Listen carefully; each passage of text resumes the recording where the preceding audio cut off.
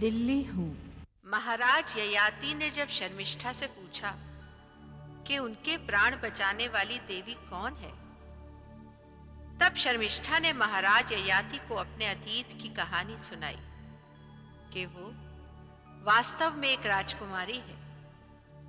वो असुर राजा वृषप्रवा की पुत्री है और गुरु शुक्राचार्य असुर राज में कुल गुरु थे और उनकी बेटी देवयानी उसकी सहेली। ये कहानी उस दिन से शुरू होती है जब वृषप्रवा ने गुरु शुक्राचार्य के आशीर्वाद से देवासुर संग्राम में विजय प्राप्त की थी और गुरु शुक्राचार्य का राजकीय सम्मान किया था।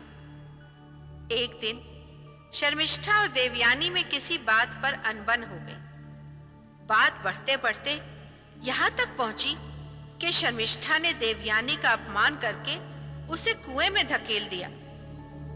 जब गुरु शुक्राचार्य को इस बात का पता चला तो वो बहुत क्रोधित हुए। वो अपनी बेटी को लेकर वृषप्रवा के पास आए और उन्होंने ये धमकी दी कि यदि शर्मिष्ठा ने देवयानी से क्षमा न मांगी तो वो उनका ये राज छोड़कर चले जाएंगे। किंतु देवयानी ने शर्मिष्ठा के सामने ये शर्त रखी कि वो उसे तभी क्षमा करेगी जब शर्मिष्ठा आजीवन उसकी दासी बनना स्वीकार कर ले। शर्मिष्ठा ने असुर राज को बचाने के लिए ये शर्त मान ली और वो देवयानी की दासी बन गई। मगर देवयानी ने अपने विवाह के पश्चात उसे अपनी दास्ता से मुक्त कर दिया। महाराज ययाति ने जब ये कहानी सुनी तो उनके मन में शर्मिष्ठा के लिए प्रेम और बढ़ गया। तभी सेनापति अपने सैनिकों के साथ महाराज ययाति को ढूंढते हुए वहां पहुंच गए। महाराज ययाति शर्मिष्ठा को छोड़कर चले गए, मगर जाते हुए वो अपना हृदय शर्मिष्ठा को दे गए। राजमहल पहुंचकर महाराज ययाति ने देवयानी को बताया कि किस तरह असुरों से उनका संघर्ष हुआ और किस तरह एक देवी ने उनके प्राण बचाए और उस देवी का नाम है शर्मिष्ठा। ये नाम सुनकर देवयानी अब क्या करेगी और आगे क्या होगा, यही सोचकर मैं बैठी रही।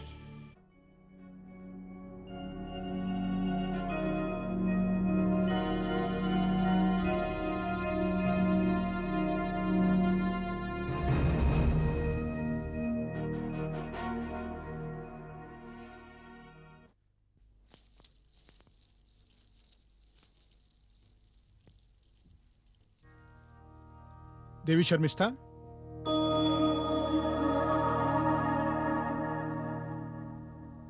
सेनापति जी आप? क्षमा कीजिए देवी, मैंने आपका ध्यान भंग तो नहीं किया? सेनापति जी कहिए, कैसे आना हुआ? चंद्रवंश की महारानी ने आपको राजमहल में आने के लिए निमंत्रण दिया। मुझे निमंत्रण? किंतु किंतु क्यों? आपने महाराज ययाति के प्राण बचाए, इसलिए वो आपका राजमहल में सम्मान करना चाहती हैं।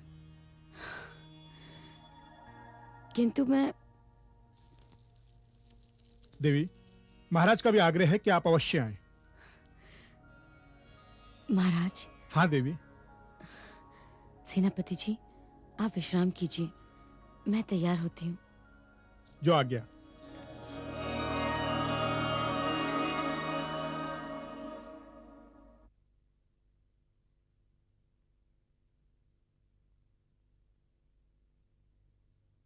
महारानी की जय हो।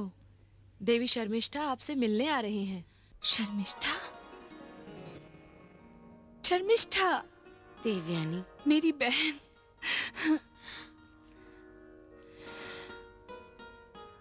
कैसी है तू? अच्छी हूँ। शर्मिष्ठा। देवयानी तुम रो रही हो? नहीं शर्मिष्ठा, मैं रो नहीं रही। ये तो प्रसन्नता के आंसू हैं जो मेरी आंखों से छलक रहे हैं। पहुंच लो इन आंसुओं को और ये बताओ तुमने मुझे यहाँ बुलाया क्यों है?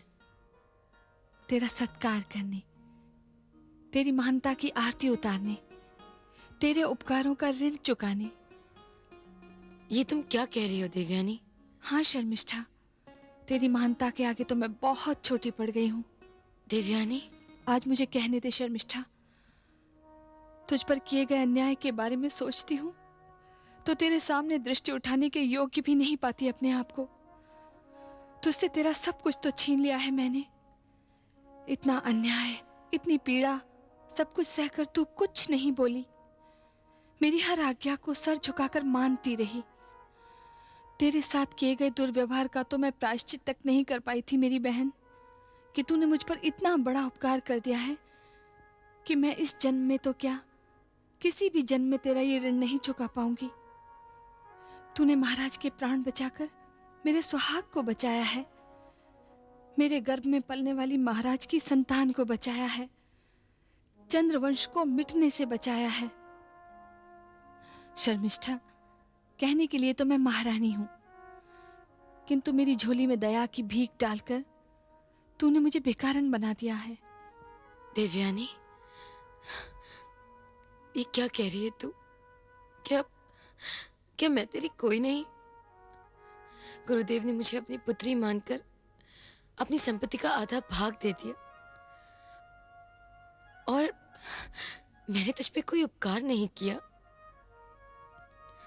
तू नहीं जानती, महाराज के प्राण बचाकर जो सुख मुझे मिला है वो संसार के किसी भी वस्तु से अधिक मूल्यवान है। मैं तो तेरी आभारी हूं जो तूने मुझे इस राजमहल में बुलाकर मेरा मान बढ़ाया है। शर्मिष्ठा, तुझे यहाँ बुलाना भी मेरी विवशता है। अपनी इस अवस्था के कारण मैं तेरे पास ना आ सकी। मुझे तो स्वयं तेरे पास जाकर तेरा आभार व्यक्त करना चाहिए था। बस देवयानी, और कितना लज्जित करेगी मुझे? यदि तू मेरे स्थान पर होती तो तू क्या करती? हाँ, मैं भी वही करती जो तूने किया। तो फिर बस, अब इसके आगे कुछ नहीं कहना। अब नहीं कहूंगी। आ, गले लग जा।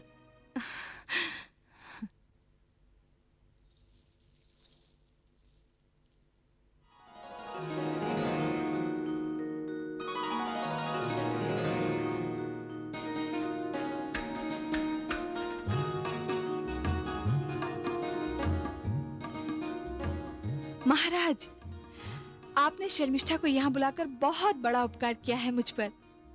मैं तो प्रसन्नता से इतनी पागल हो रही हूँ कि समझ में नहीं आ रहा इसका सम्मान कैसे करूं, क्या दूं इसे। शर्मिष्ठा, तू यहीं ठहर, मैं अभी आती हूँ।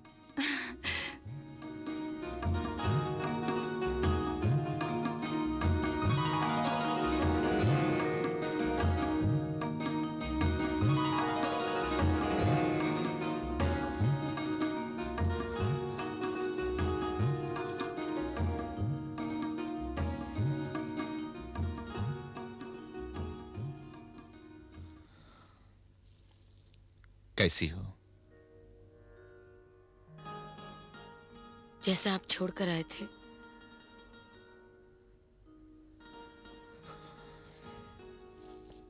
छोड़कर तो आया था, किंतु क्या महाराज? तुम्हें देखने की लालसा, तुमसे मिलने की व्याकुलता मन को विचलित कर रही थी। महाराज, मुझे यहाँ देवयानी ने बुलाया है या आपने? बुलाया तो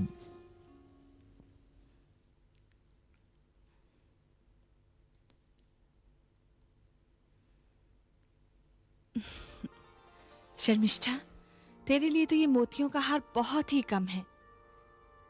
महाराज, इसे तो कोई ऐसा उपहार देना चाहिए जैसे, क्या उपहार दिया जाए इसे? उपहार? हाँ, कोई ऐसा उपहार जो कभी इसने भी सोचा ना हो। क्या हो सकता है ऐसा उपहार? महारानी, देवी शर्मिष्ठा लंबी यात्रा करके आई हैं, थक गई होंगी, इन्हें विश्राम के लिए नहीं कहिएगा? देखिए, प्रसन्नता में तो मैं ये भी भूल गई। चल शर्मिष्ठा, विश्राम करते हैं। मैं इसके भोजन का प्रबंध करती हूँ।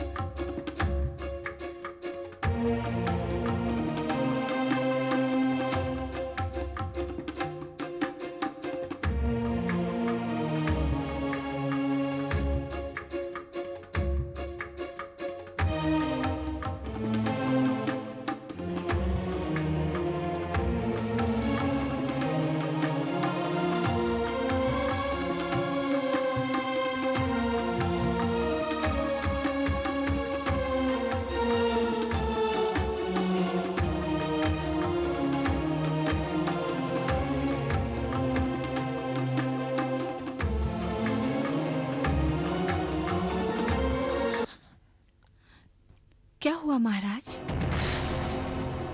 आप यहाँ क्यों खड़े हैं? यूं ही नींद नहीं आ रही थी। नींद कैसे आएगी? इतने दिन आप बाहर जो रहे, राज्य के कार्य, उनकी भी तो चिंता रहती है आपके मन में। हाँ, चिंता ही तो नींद की शत्रु है। तो अपनी चिंता मुझे दे दीजिए। आइए।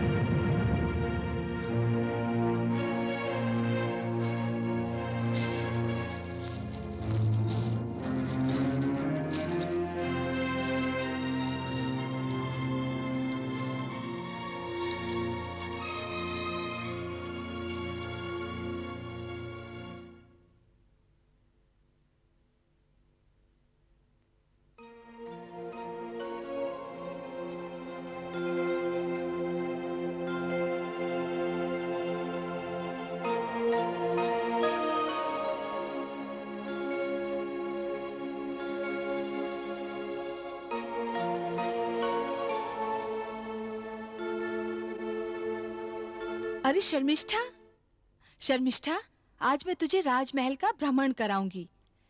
यहाँ देखने योग्य बहुत सी वस्तुएं हैं। राजमहल में और बाहर बहुत से स्थान हैं जहाँ तू घूम फिर सकेगी। महाराज, इसके घूमने फिरने की व्यवस्था हो सकती है ना? अवश्य नहीं महारानी। नहीं इसमें- देवयानी, मैं वापस जाना चाहती हूँ। ये कैसे संभव है? तुझे तो यहाँ कुछ दिन और रुकना होगा। नहीं, मैं यहाँ और ठहर नहीं सकती। क्यों? क्यों का उत्तर भी भला आज तक कोई दे पाया है? आप ही कहिए ना इसे रुकने के लिए। नहीं देवयानी, मुझे जाना होगा। तेरे बिना ऐसा कौन सा कार्य रुका है जो तू जाना चाहती है? ऐसी बात नहीं है। तो फिर कैसी बात है?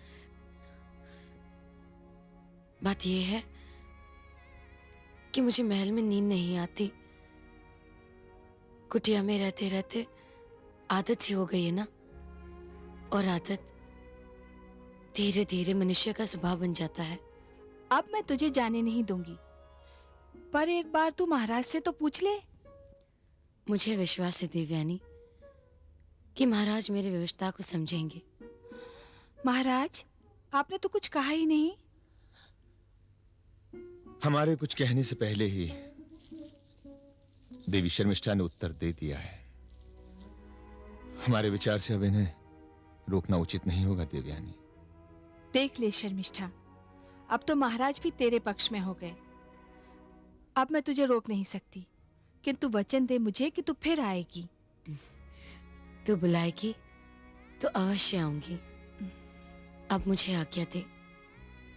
आज्ञा दीजिए महाराज। दासी, देवी शर्मिष्ठा की जाने की व्यवस्था की जाए।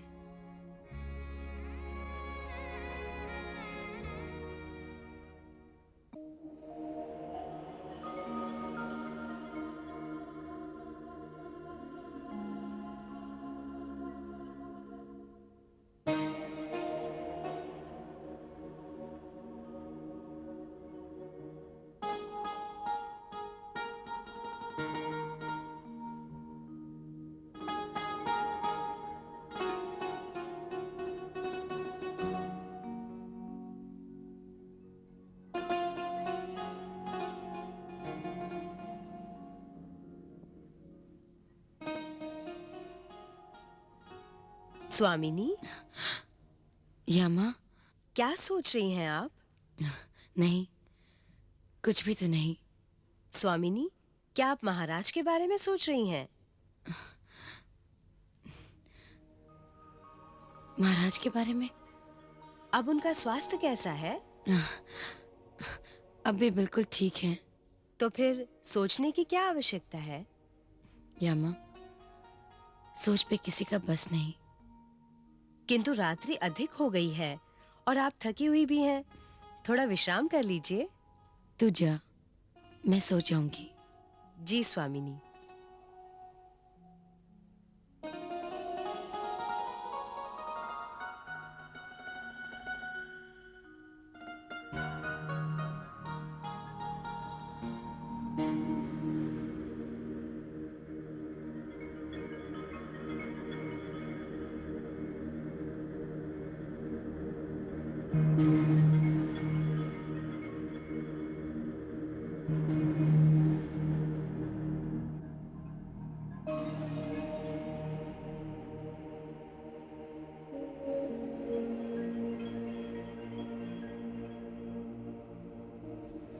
महाराज, महारानी, आप? किस सोच में डूबे हुए थे आप? नहीं, किसी सोच में नहीं।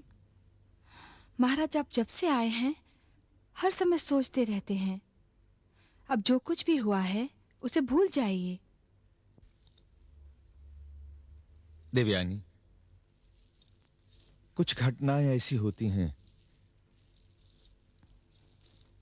जिन्हें भुलाया नहीं जा सकता। महाराज, घटनाओं का प्रभाव तो पड़ता ही है मन मस्तिष्क पर, किंतु उन्हीं के बारे में सोचने से मन पर बोझ पड़ता है। मन ही तो है देवयानी जो मानता नहीं, वही तो सोचने पर बाध्य करता है, और सोच पर किसी का कोई वश नहीं। यदि आपको सोचना ही है तो उस घटना के बारे में नहीं, मेरे विषय में सोचिए। आपके विषय में? हाँ, यदि आप मेरे विषय में सोचेंगे तो आपको सोचना पड़ेगा उसके बारे में जो आने वाला है। आने वाला है? कौन आने वाला है? महाराज, आप कहाँ हैं? वापस आ जाइए मेरे संसार में। मैं उसकी बात कर रही हूँ जो आने वाला है। वही तो है हमारा भविष्य। भविष्य? हाँ महाराज, वो केवल हमारा ही नहीं, कौशाम्बी राज्य का भी भविष्य है। हाँ महारानी, आप सत्य कह रही हैं महारानी। अब हमें भविष्य के विषय में ही सोचना चाहिए।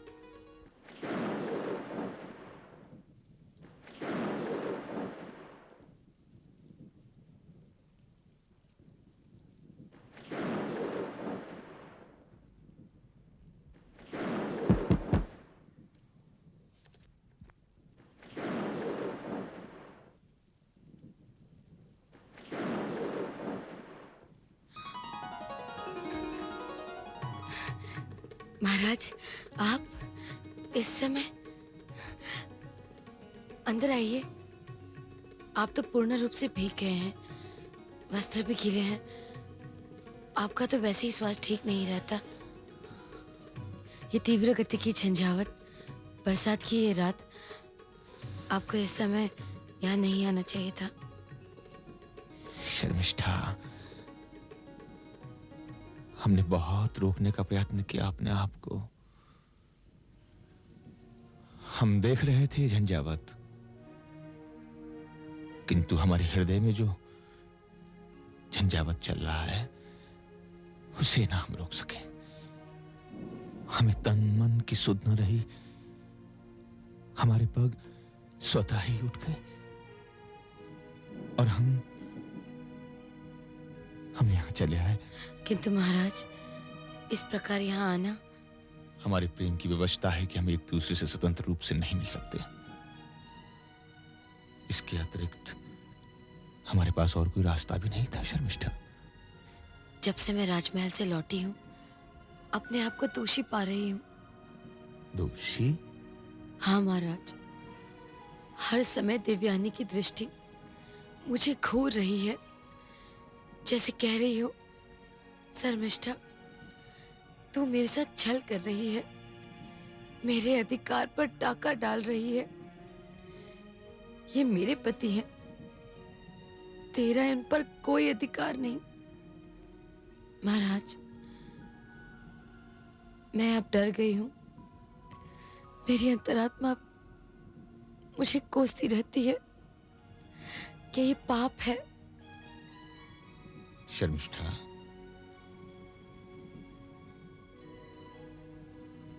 शत्रुओं से हमारी रक्षा करने के लिए तुमने अपने प्राणों को संकट में डाल दिया।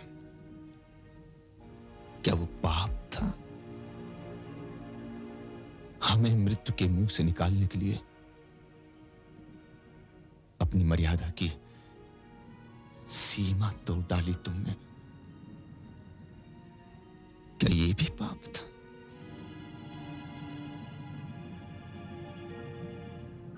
तुमने हमें बचाकर देवयानी का सुहाग बचाया। क्या ये पाप था? किंतु वो समय की मांग थी, हम विवश थे। हमारा मिलन एक संयोग था। नहीं शर्मिष्ठा, हमारा मिलन केवल एक संयोग नहीं था। वास्तव में हमारा मिलन विधि ने करवाया है। किंतु महाराज, इसका परिणाम क्या होगा? जिस मिलन का आरंभ विधि ने करवाया है, परिणाम भी विधि पर छोड़ दो।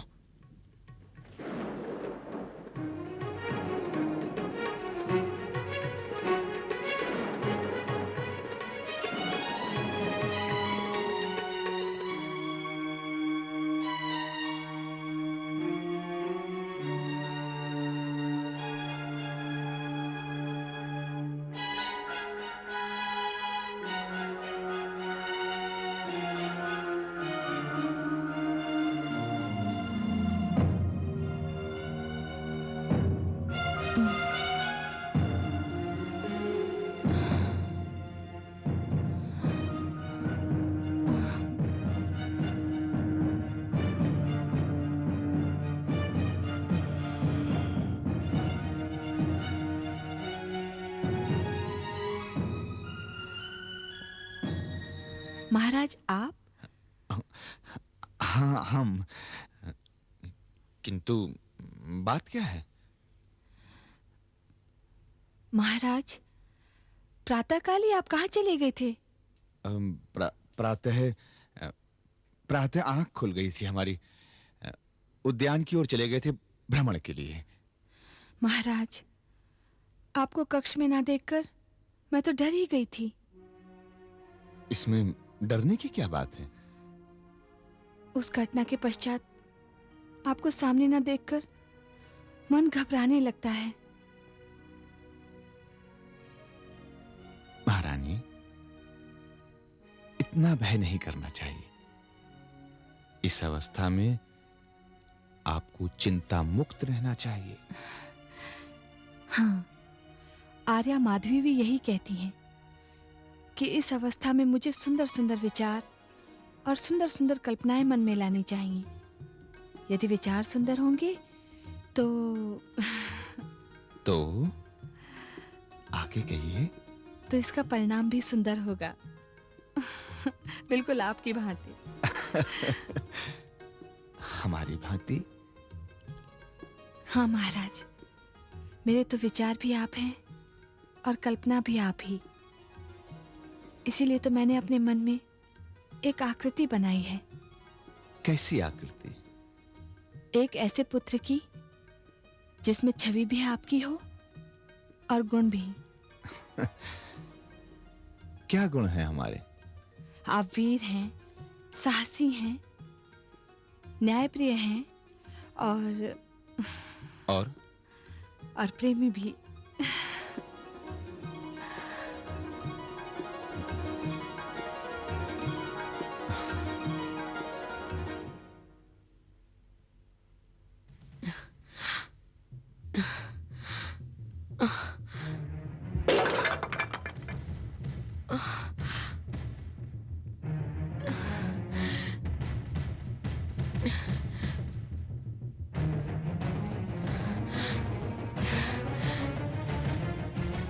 स्वामिनी, स्वामिनी क्या हो गया? चक्कर सा आ गया। मैं अभी बाबा को बुलाकर लाती हूँ। अरे सुन,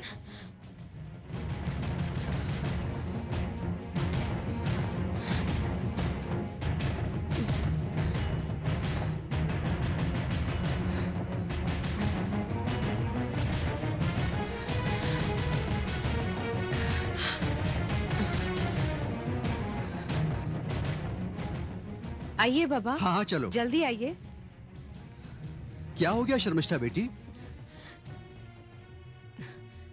कुछ नहीं बाबा, यूं ही चलते चलते चक्कर सा आ गया था। आंखों के सामने अंधेरा सा छा गया था। तुम लेट जाओ बेटी, लेट जाओ।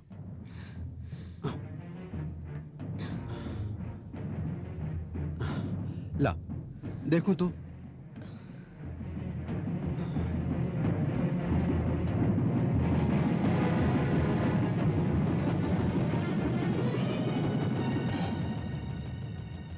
क्या बात है बाबा?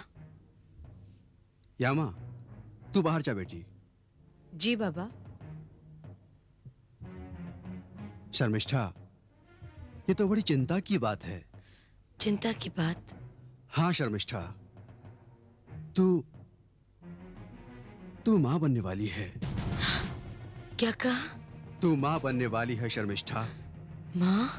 हाँ शर्मिष्ठा, और मैं जानता हूं ये किसके प्राणों की रक्षा करने का मूल्य चुकाना पड़ रहा है तुझे। तू राजा ययाति के बच्चे की मां बनने वाली है। भैरव, ये आर्य बड़े दुष्ट और कुटिल होते हैं। तूने उसकी जान बचाकर उपकार किया है उस पर बदले में उसने तुझे क्या दिया? छल किया है तेरे साथ।